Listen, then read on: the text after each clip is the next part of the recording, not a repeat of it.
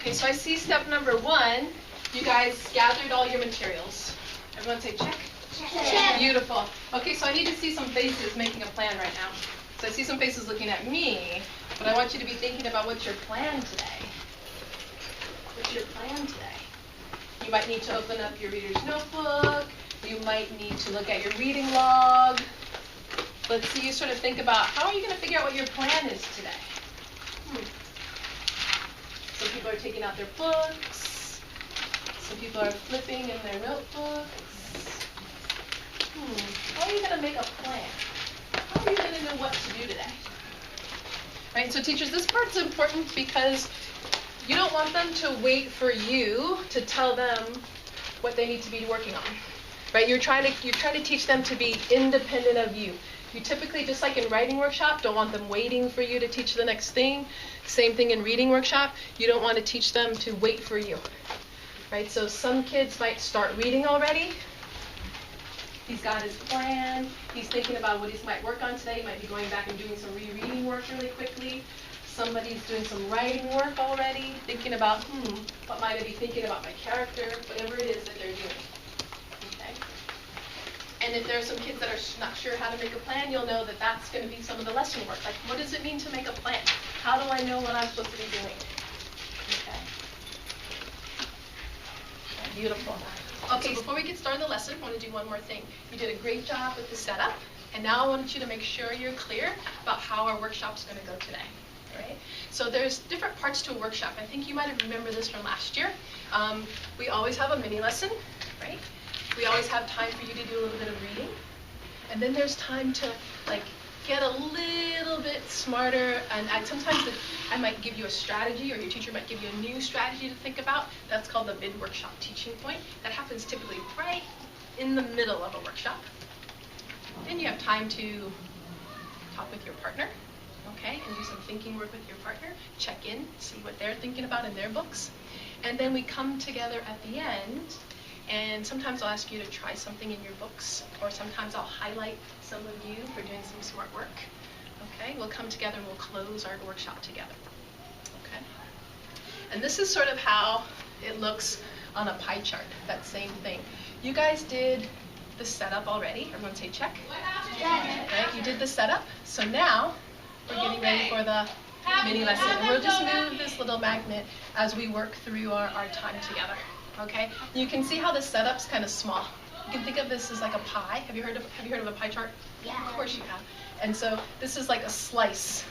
And sometimes some slices are bigger than others. So we want to make sure that our setup time is really small so we can spend a longer time learning a new strategy together and then practicing a strategy. Or practicing and doing some thinking work. Okay, does that make sense? So here we are now with our lesson. Okay, and that's the part where typically we'll meet, and I'm going to give you some things to think about as readers. Okay, you ready for the lesson for today? Yeah. Gorgeous. All right, so I'm going to sit over here now.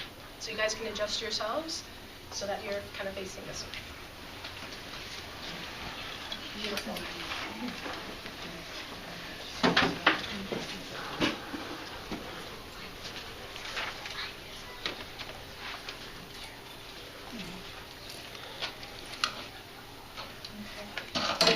Just be thinking about the charts in your classrooms and how you might be able to use, here we go, let's try this. Ooh, that's nice. That's nice. Courtney, what's your last name? Kitty. What is it? Kitty. Kitty. All right, Miss Kitty. Just gotta get used to it for a second.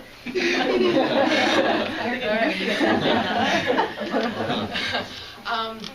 So typically, obviously, right, I'd want to have my own kids and their materials on my posters because then it makes them want to look at it more and use it more.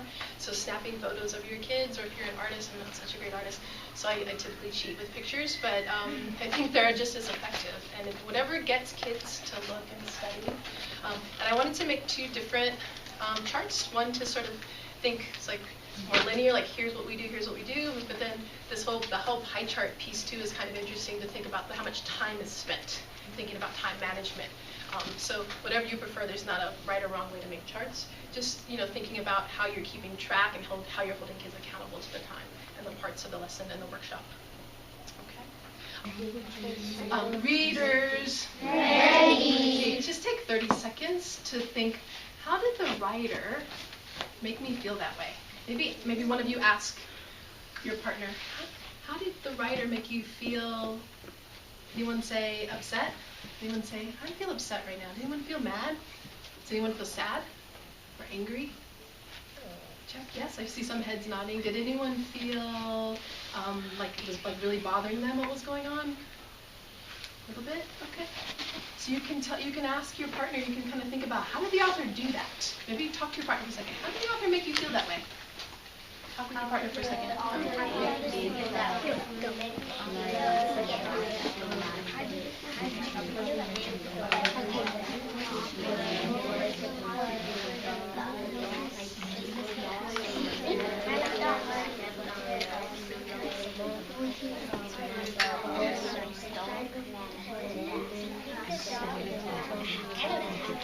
And teachers, that's all hard. That's kind of a hard thing. Like, what was the author doing to do that? And that's where your envisioning work is going to come in. I was picturing the dialogue that was being said, the short sentences and the long sentences, the pacing, those kinds of things. They'll start to turn, and that connects to your writing workshop, right? Because those are the ways that they'll be thinking about their writing, the dialogue in their writing, the action in their writing, the sentence structure. All right, you guys. So today, I'm going to work with you guys just for a few minutes on making sure you guys are sounding really good while you read, so that you understand what you're reading. Right? You guys, Frog and Toad, some of your old friends. Yeah. You love these characters? Me too. I love them. So I just took a passage from Frog and Toad, and it was from, I can't remember which story it's from. It's from the Shivers. And it's a part of the story where Frog is telling the story to his best bud. Get a marker. And you remember Frog is the on my desk. Guy in green, right? And Toad's the guy in brown. And so what I'd like you to do is with your partner with your partner, if you girls could be partners, and you guys could be partners too. If you guys could sort of first read through it on your own for a second, and then I'm gonna talk to you about making sure it sounds really smooth, and so that you're really bringing out the meaning, because I know that's what you guys have been working on. Okay. So I'm gonna read it to yourself for a second. A few seconds. Am I on your way? No. And teachers, I just chose a short passage with, it should be a really easy read for them, so it doesn't not a lot of heavy lifting, and that they can, but it has some dialogue, so they have to do some dialogue, some changes. It does have dialogue tags, so for the most part, there might be one or two lines that don't. But it's got just some interesting work. There's enough of a challenge maybe, and I don't know them as well, but you might be thinking about using what we call kind of a shared reading experience, where I could have this on a chart and we're reading it together, or they could have their own copies. And I'm always modeling first and then giving them their own copies that they'll take back with them in their reading baggies or in their bins. Okay, and they'll keep that copy to practice all week. Okay, you guys have a chance to read through it? Beautiful. Okay. So can you turn with your partner, and you guys can practice reading it together. And then before I actually teach into it, I want to hear a little bit hear them do a little reading together. And you guys can read together. And I'm going to come in and listen to you guys read, and then I'm going to stop you and give you a little bit of a strategy. Okay?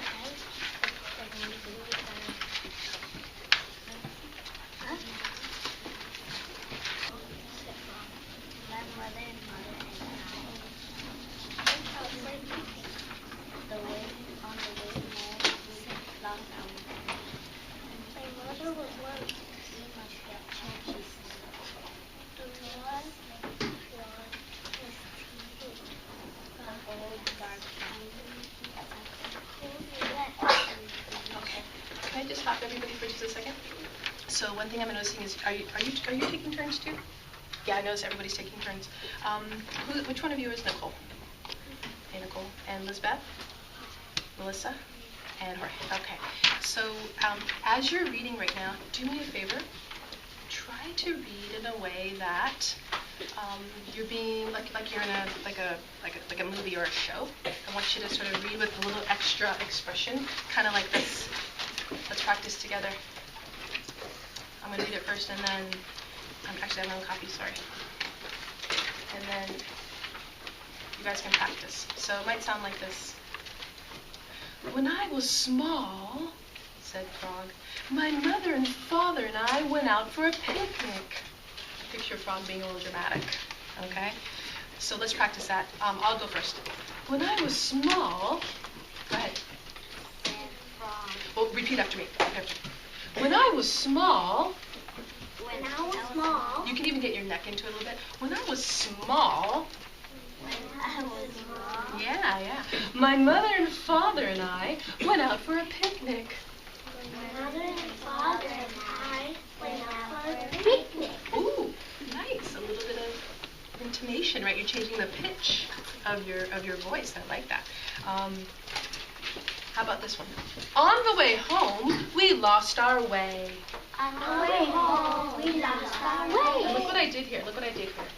On the way home, I put all those words together.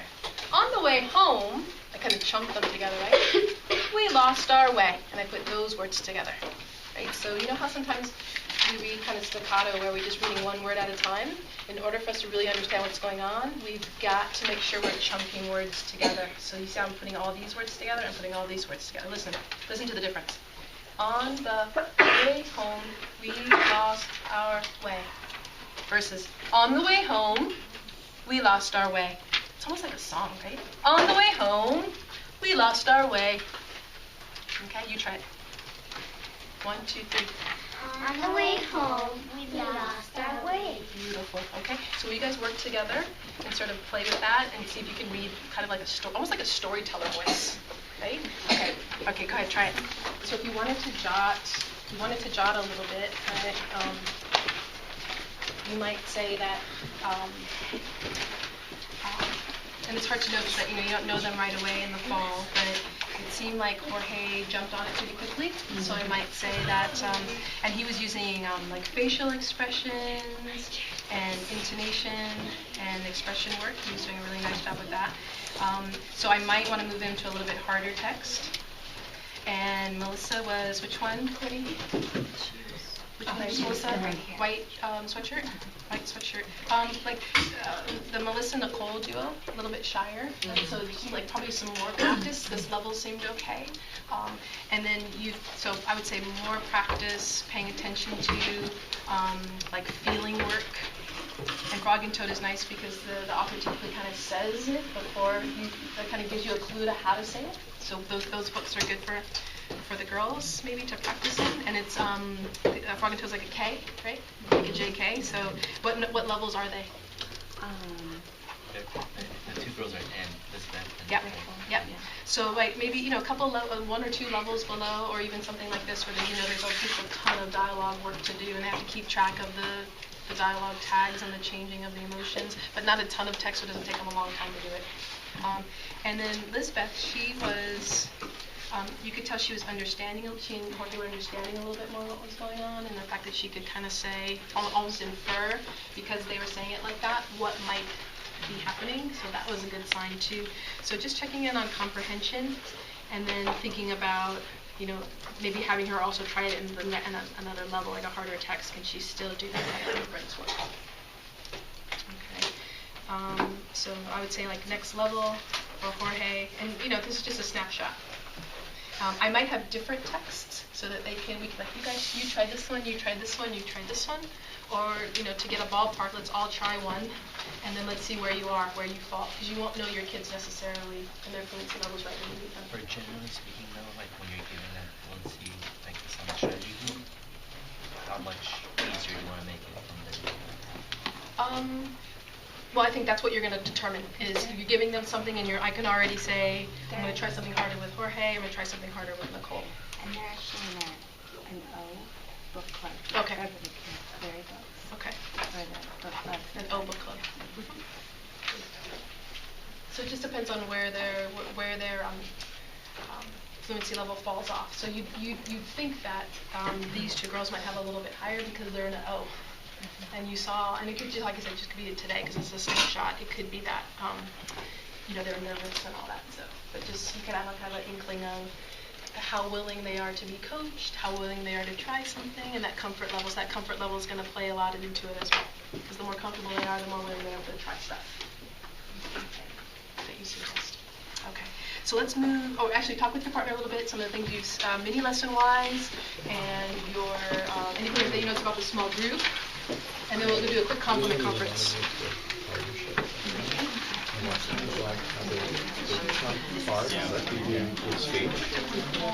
And then after that, she's going to do emotional and then she switches gears to emotional part. And what is going to happen is she sure everything reflections for how the family should see. And then the third thing is she's going to go have the easy references. It almost tells me it's like it's going to happen. It's a picture with a trusted reference on the relationship. That's really what I can have. And that partnership is finally at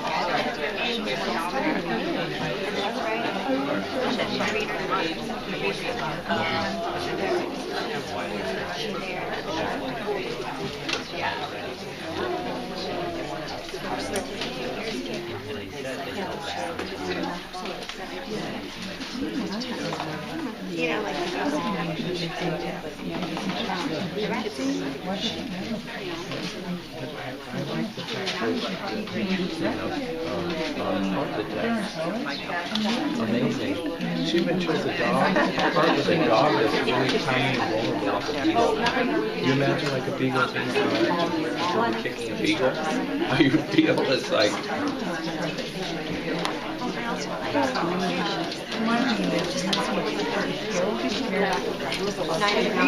Thumbs up if you thought about what you're going to talk about with your partner today.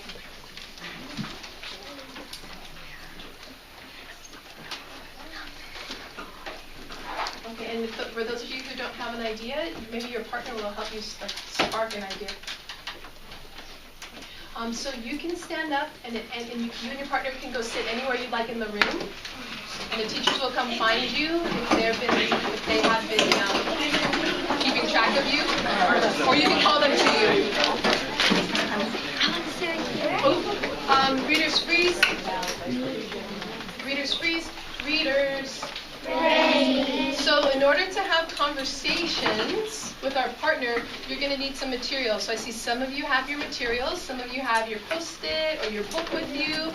You'll need something to have, right? You'll need a tool to use or to help you have those conversations typically, right? Your book, so you can show your partner where you were reading, or your Post-it. So you typically have something with you, right? Beautiful. Okay, grab that and then plop yourself down somewhere. Can you read your books?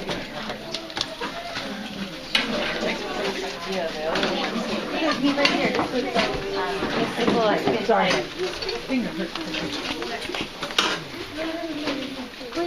Okay, so you should be with your partner in 5, 4, 3, your partner, 2, find your partner, and have a seat somewhere.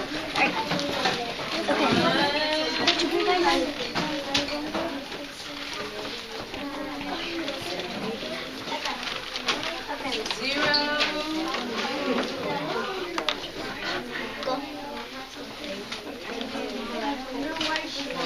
She's doing it right. Then he realized he forgot